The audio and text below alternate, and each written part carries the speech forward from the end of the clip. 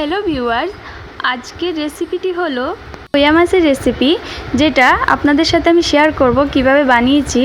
আর মাছটা দেখতে পুরো কই মাছের মতো লাগে। আর মাছগুলোকে প্রথমে আমি ধুয়ে নিয়েছি আর নুন হলুদ দিয়ে মেখে নিচ্ছি ভালো করে মাখিয়ে।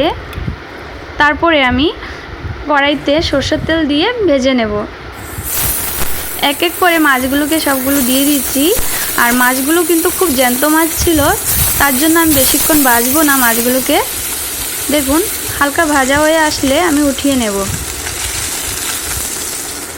এখন আমি মশলাটা রেডি করে নেব। একটি বড় সাইজের পেঁয়াজ নিয়েছি আর এখানে 6 থেকে 7টি শুকনো লঙ্কা নিয়েছি। তবে লঙ্কাগুলো ঝাল ছিল না, তার জন্য এতগুলো নিতে হচ্ছে। আর রসুন আর আদা নিয়ে পেস্ট করে নেব সামান্য পরিমাণে জল দিয়ে। আর পেস্টটা খুব মিহি করে নেব। দেখুন খুব মিহি করে পেস্ট করে নিয়েছি। একটা বাটিতে ঢেলে নেব।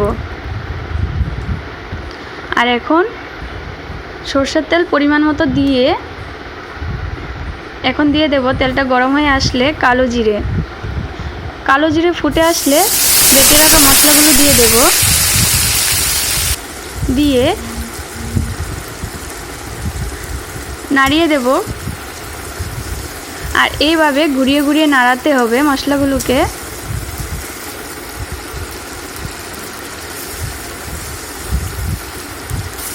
এখন দিয়ে দেব নুন দিয়ে আবারও ঘুরিয়ে ঘুরিয়ে নাড়িয়ে নেব।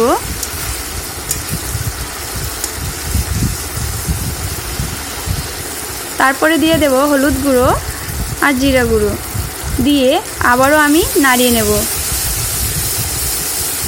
একইভাবে আমি এইভাবে কষিয়ে নেব মশলাগুলোকে নাড়িয়ে, না হলে লেগে যেতে পারে নিচে।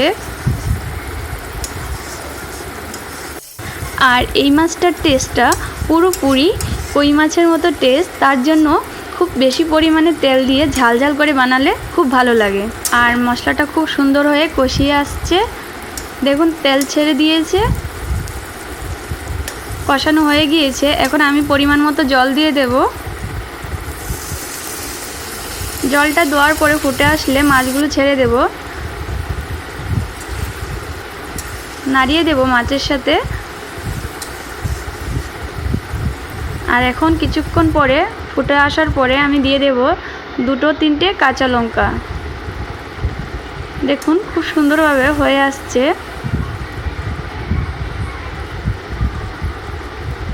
এখন আমি উপর থেকে দিয়ে দিয়েছি ধনেপাতা কুচানো।